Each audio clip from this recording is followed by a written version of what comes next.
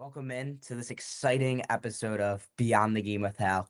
Today I got a news anchor, sports reporter of all things in the Atlanta area, and his name, Zach Klein. Zach has been doing this for over 25 years. He's one of the experts winning tons of awards for his skill in the sports reporting and newscasting. Zach, welcome in. I'm happy to have you on.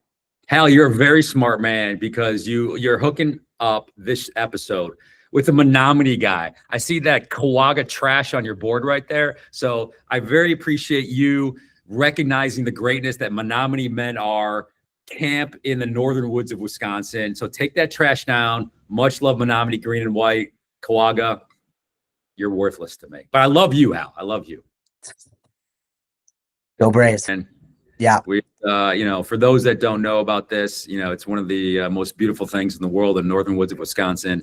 I went to Camp Menominee for 6+ years, and just kind of like, a defining moment in my childhood. My guys, I'm sure, when you get older, you'll still have the same Kawaga friends, and you'll talk about it being so great. So anybody watching this pod, man, if you can get to the northern woods, go to Kawaga, go to Menominee, experience camp, hang out with your brothers, compete at the highest level, have fun, and then talk about it and how dominant you were when you're in your 50s. And let the glory days kind of have that bright moment in between your ears of how good you thought you were back in the day, for sure. And it's no matter where you go, you're learning the same stuff. You're creating lifelong memories, and it's all fun. Hey, camping in the Threw you off there, Hal. Like it. What? Threw you off there, Hal. You weren't to think I was going to come with the Menominee green and white out of the box. I was not. It's all right. But it's all camp in the North Woods. It's a great competition every year. The best. So good. All right. Let's get right into it. Speaking of competition, you're covering competitions left and right every day. And there's a new feel with every sports game. Nothing's going to be the exact same. How do you stay on your toes with all the exciting, the comebacks, the injuries, which might not be the best, the breakout players? How do you stay on your toes and not get too comfortable with a certain situation? I think it's a beautiful thing about sports, right? As you said, you don't know what's coming your way. So you have to adapt. You got to be ready for it. And, you're not painting a picture and telling the story unless it happens. So you're reacting to whatever was in front of you. It could be a 1-0 baseball game, or it could be a, 51-49 last second, thriller, kickoff, field goal, game winning, college football or NFL game. So that's a beautiful thing what we do. As you mentioned, injuries are part of the game, and it sucks when those things go down. Michael Penix Jr., for example, the young quarterback for the Falcons, tearing his ACL, towards the later part of this 2025 NFL season. So you kind of react and see what it is. And then Kirk Cousins come in, and he wins 4 in a row. So the pain of that Michael Penix injury led to a great storyline for Cousins and the Falcons finishing the season strong. So you kind of let the stories dictate themselves, and try to give your audience the best taste of what it's like to witness these games in person. And as a sports fan, growing up, playing sports, you got into this right away. What was that decision for you, and how did you know you wanted to enter this broadcasting field? Yeah, I loved it from your age or younger than you. I went to Northbrook Junior High School, went to Glenbrook North High School in the northern suburbs of Chicago, and we were fortunate, Hal, to have our own, cable access television station and our own radio station. So I was doing play-by-play of Glenbrook North basketball and football, and it was really fun at that time. One of my dearest friends to this day is Chris Collins, who went on to play college basketball at Duke, of course, and now he's the head coach at Northwestern. And doing those games, I just fell in love with the broadcasting aspect of that profession. I wanted to be involved in sports any way possible. I wasn't good enough to be a professional athlete, so how can I stay involved with sports? And the journalism aspect of it was my calling. I had the passion to do it. Gave everything I could at your age to it. And then, when I was in college, University of Kansas, did internships in Chicago and Kansas City, and it kind of led me down the path I'm in now. But, from an early age, I knew I wanted to be involved in sports. And when I couldn't compete at the highest level in the games, figured out, might as well broadcast the games, be a part of it. Right. Glenbrook North, by the way, their facilities for the radio and TV is top tier. They got a great program over there, and I love the stuff that they're able to do. But you mentioned early on you broadcasted basketball, and now you cover every sport there is. How did you become so versatile in being able to cover anything from college basketball to high school baseball to the MLB? How do you cover all those different sports? Well, I think you got to know a little bit about a lot, right? I mean, I don't know the three deep depth chart for every single team I cover, right? I mean, we cover Georgia Tech. I don't know who their third string center is. The Georgia football team under Kirby Smart, top 5 in the country every single year. I don't know who the third string center is for that program, but I know who the starting center is, who the quarterbacks are. I know who the star players are for the Hawks, for the Braves, for the Falcons, for Georgia Tech. So you know a little bit about a lot of these teams out here.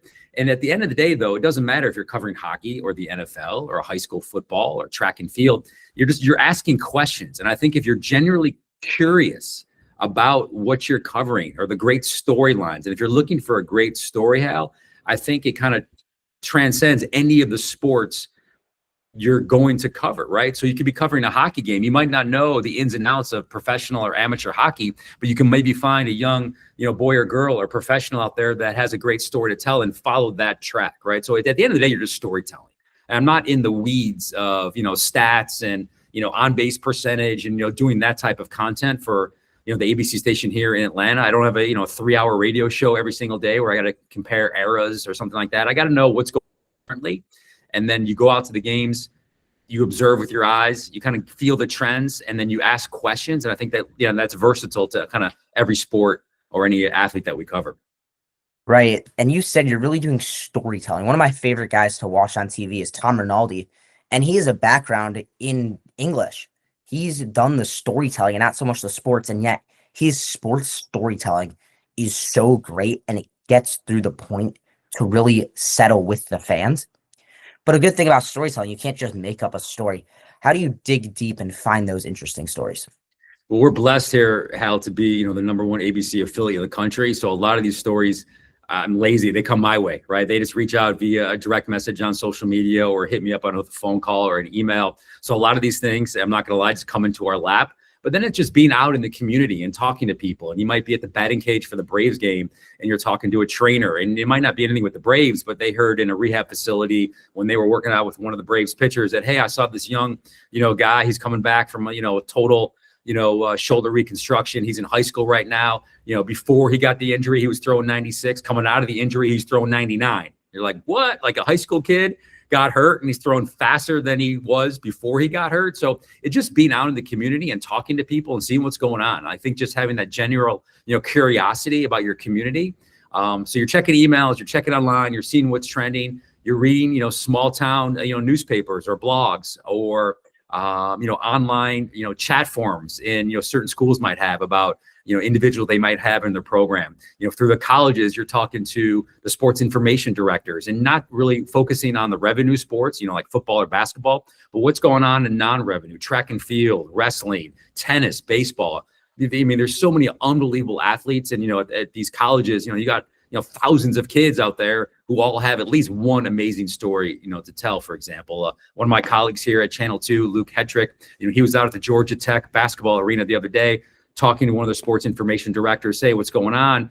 And one of the young basketball players for Georgia Tech was getting ready to write his 3rd book. He's an author. Like I had no idea about He's that. He's a college kid who's written 2 books already. Like that's a crazy storyline. Exactly. So then you talk to the coach, Damon Stoudemire, like, what else should we know about, this young man? And he says, well, he paid off with some of his NIL and book money, his parents' house. You're like, no way. So if you don't find out those stories unless you're out and talking to people. And I think it's a very important role of what we do. By the way, speaking of Georgia Tech, one of their players went to Buffalo Grove High School, and my dad was like pointing it out. He went there for a year, and then he went, or 2 years, but he had still like the most points in the season. And then he went to a boarding school for other 2 years. Just thought that was an interesting fact there. It's all about being willing to talk who you're talking to. You never know what someone might get. Like taking every risk. All the people who I talk to, they say, don't turn down an opportunity. Get this job. Say yes to everything. It's saying yes to it, but making the most of it. And for sure. And it's not just talking to the athletic directors, the head coaches, or the general managers, Hal. I think the most important thing for people coming up in this business is talk to the assistant strength coach. It's talk to the video coordinator. It's talk to all the people behind the scenes who are at the lowest level possible. Show them love. Be curious about what they do. Learn what they do. Stay in touch with them. Grab a coffee. Grab a lunch.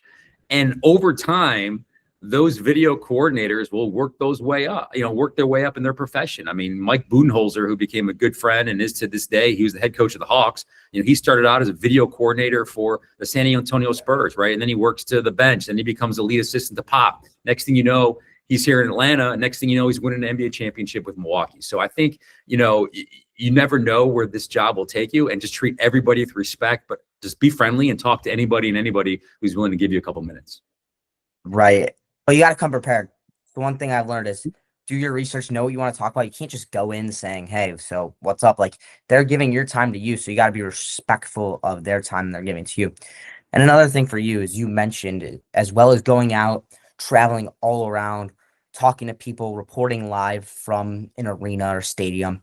You also do some scripted news tasks, but you've been there for 25 years. How do you give advice and make sure that the whole circuit at your channel is working well? Yeah, I think it's just collaboration, right? And it's willing to do anything at any time. I mean, for example, here in Atlanta, it's snowing this weekend. We're not doing sports, Hal. So that means we're all in on news coverage. I tell people the biggest break I had in my career was working in Orlando for the ABC station. And we had 3 named hurricane storms go through Central Florida. So the news department for the ABC station, WFTV in Orlando, sent like the main news people to the coast. Well, the hurricane just doesn't get to the coast, Hal, as you know, and stop. Like, it makes its way through Central Florida.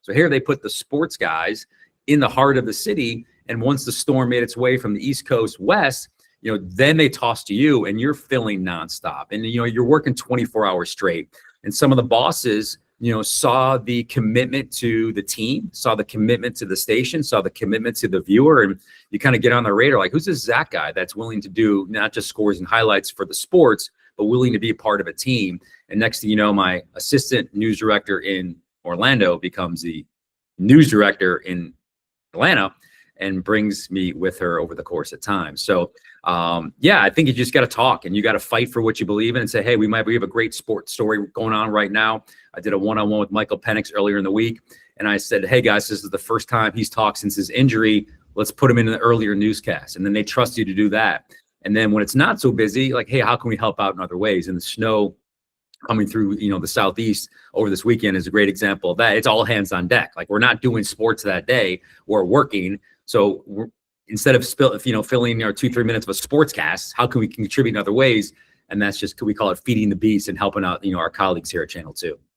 Right. And one of the guys who I've had on before, Mike Berman, who does this stuff for Embassy 5 in Chicago, he mentioned that it's not about just writing about sports. It's about the whole collective group. And if they need you to fill in somewhere, you go and do that, because you don't know who that guy could be who's asking you to do that, or where it might lead, because there's so many possibilities. Just like in sports, you never know what's going to happen next. It's the same in the media world. Yeah, and you got to, you got to be versatile, right? You got to do all facets of the job. I mean, one of the most tragic days in sports is when Kobe Bryant, was killed tragically in the helicopter accident, a few years ago. Our entire first block of the 11 o'clock news, I anchored that as the main anchor for that first block and kind of quarterbacked our coverage of Kobe. I'm not a news anchor, but you understand the power of sports and how it transcends the community. And even though Kobe never played in Atlanta, Atlanta was still hurting in that moment. And we had great team coverage on a global story that impacted and hurt so many. But I was a news anchor that night, right? I wasn't just, they weren't waiting for me to go to sports. I helped, lead our coverage that night. So you got to, wear many different hats in this business and really contribute to the team when they need you most.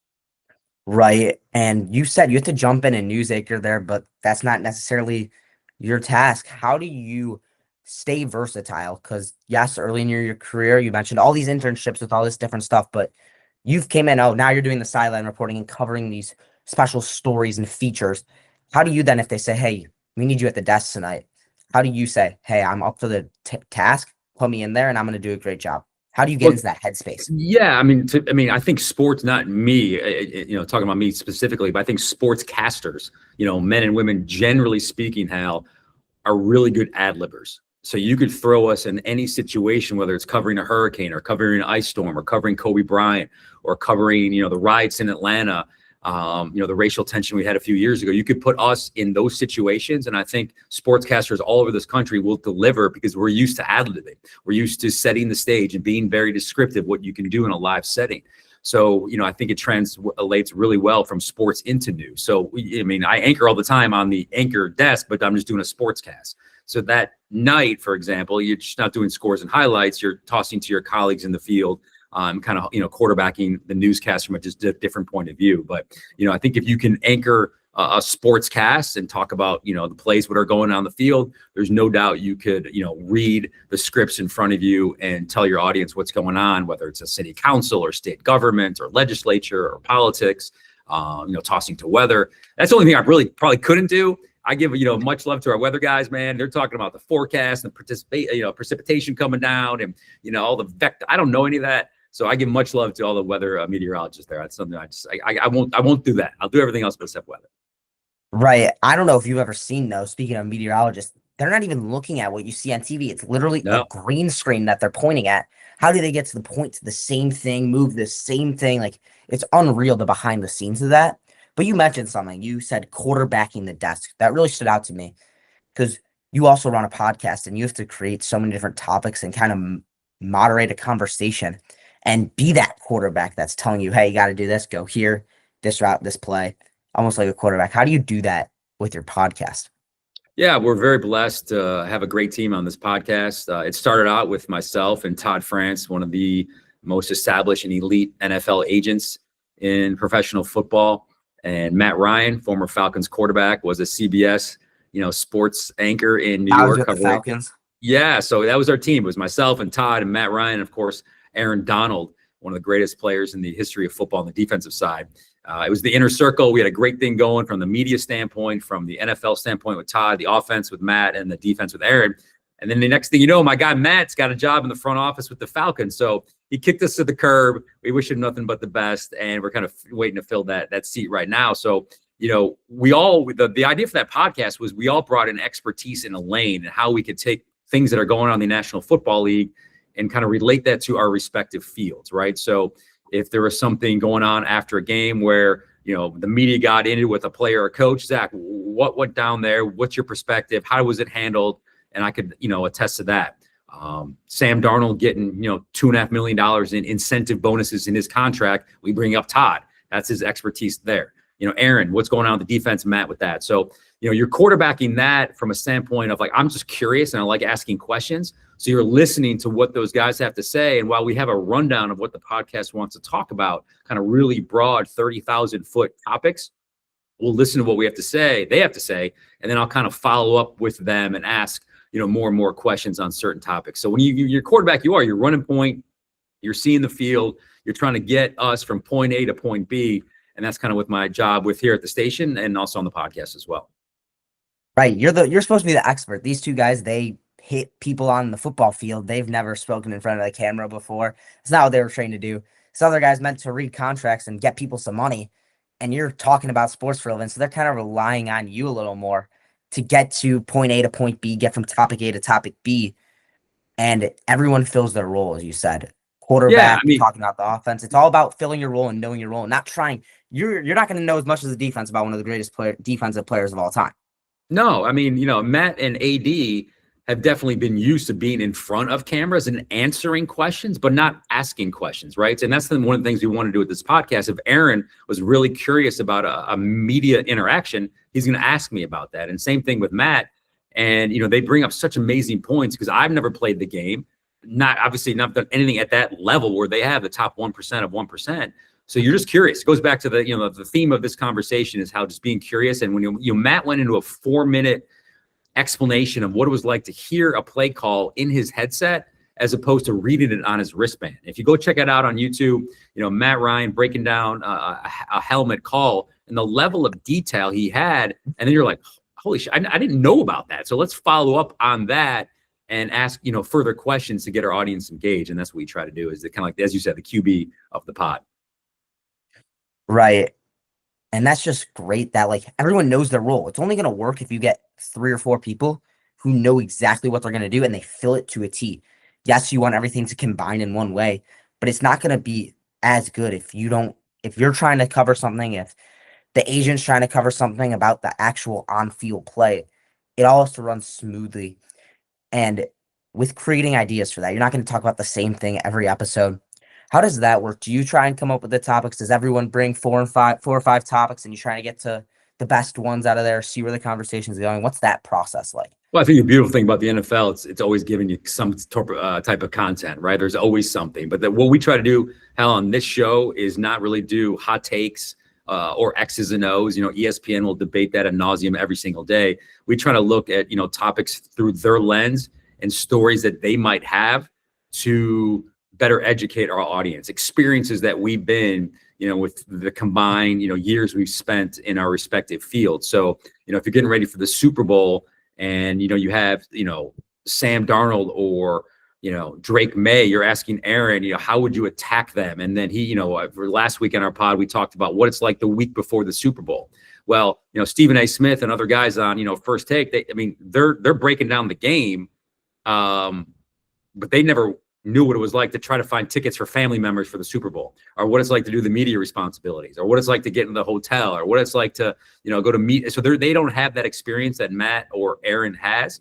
For Todd, from the marketing standpoint, all the things he's got to do on Radio Row through the week, from a media standpoint, what you're trying to do. So we all have that perspective and that experience, and that's what we try to do. But in terms of the rundown of the show, we try to take maybe 3 or 4 big topics, relate those to our own experiences, and then just have follow-up questions based on that. Right.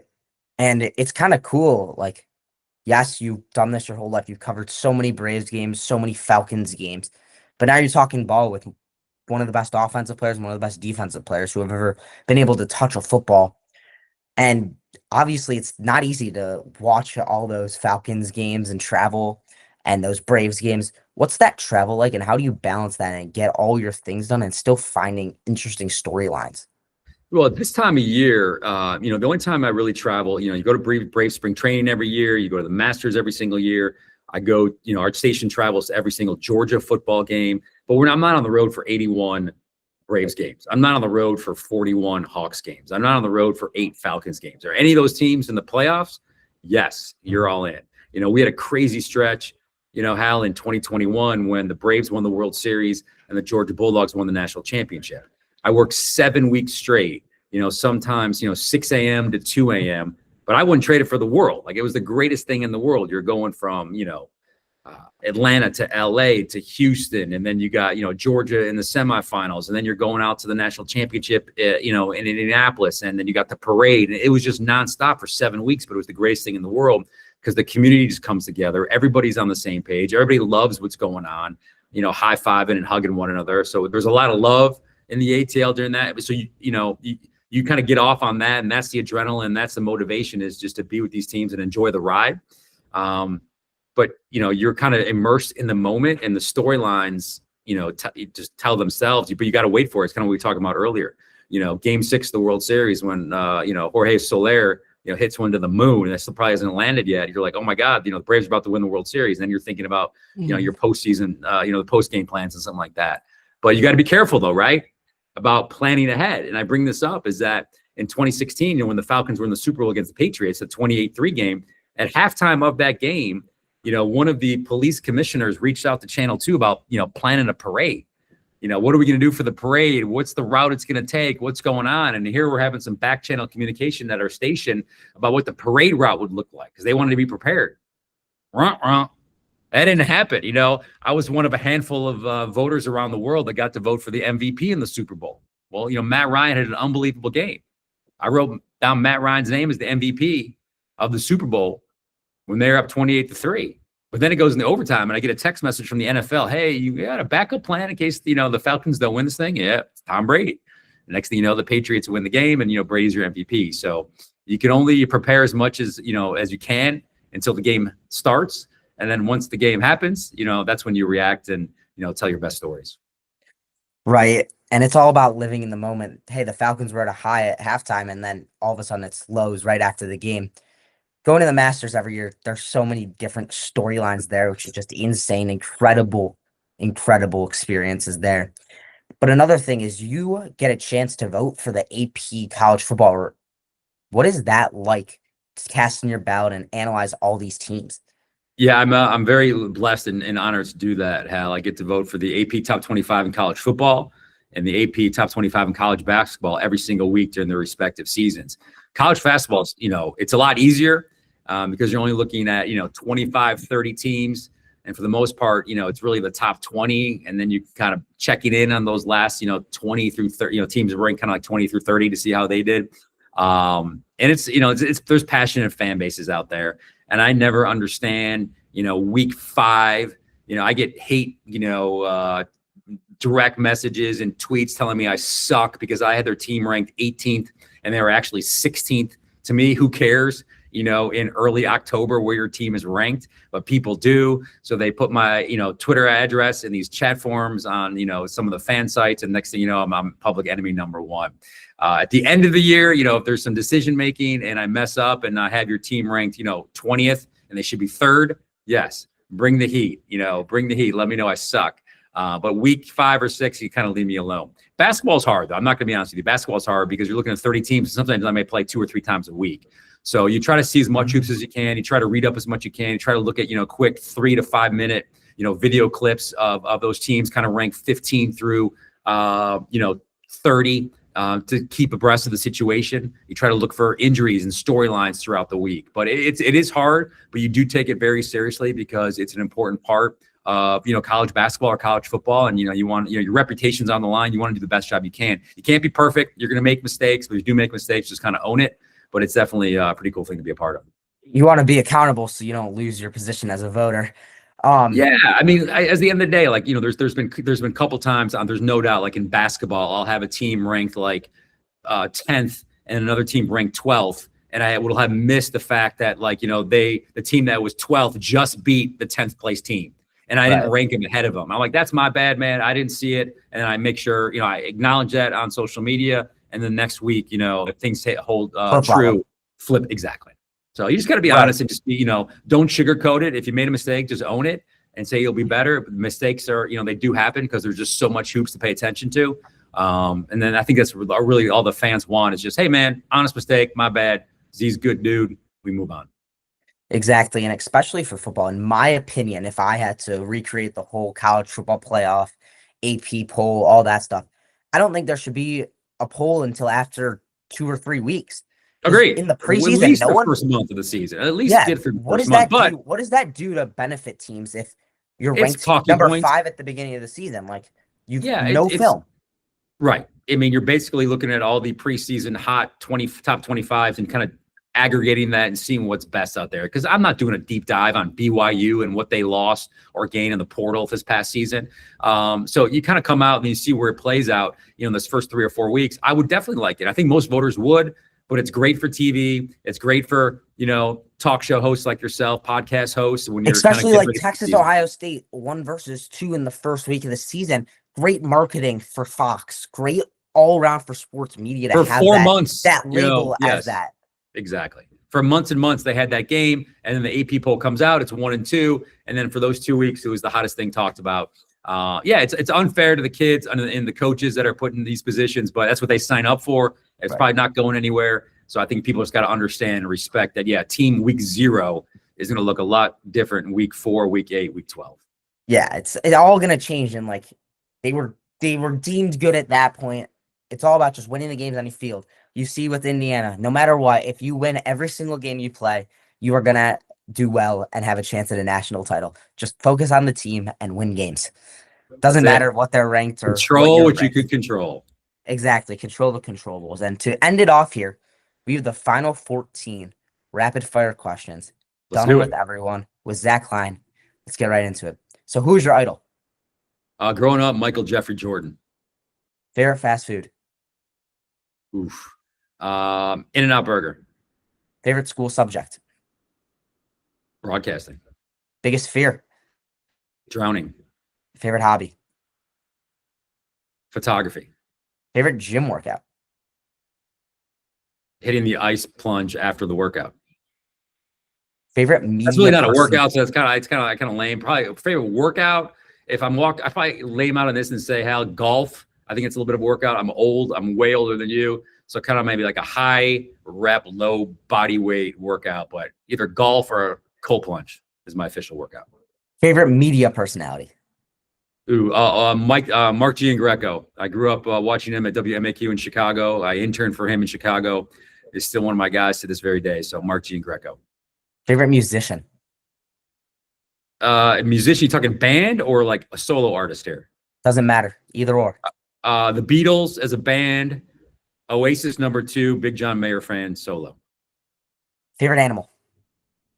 Chocolate Lab. Team Lab all day. Favorite TV show? Favorite TV show? That's a great question. I mean, Sopranos, The Wire. I'll probably go Sopranos. Biggest pet peeve? People that are lazy and expect great things. Is the hot dog a sandwich? No. Favorite emoji? Favorite emoji. I use it all the time. The crying emoji, even though I'm not crying. So I have to say the crying emoji because I use it most often. And then last but not least, are you a shower singer? No, I'm not a shower singer. I'm a singer, just not in the shower. Find some Beatles on the radio, Sirius XM channel 18. I'm all in. I love it. Love live music, but I don't sing in the shower. Do you? No, I'm not a shower singer. Maybe if there's music, I'll sing. Whenever there's music on, I tune along with it, but I just don't play music when I'm in the shower. I usually tend to think and just reflect on what I could have done better, what I would have liked to do. It's kind of my time with no phone. Just That's my great. thoughts. See, my son can't put the phone down, so he puts his phone on, Spotify. Listens to country music, so he sings in the shower. I hear him. He's not very good, but he has fun with it. But I do love hearing him sing in the shower. Yeah, no, I'll put whenever I'm doing math homework, writing, anything, I always have my music on, and I'm always singing some words here and there. So Nice. love music, just not in the shower. I'm with you.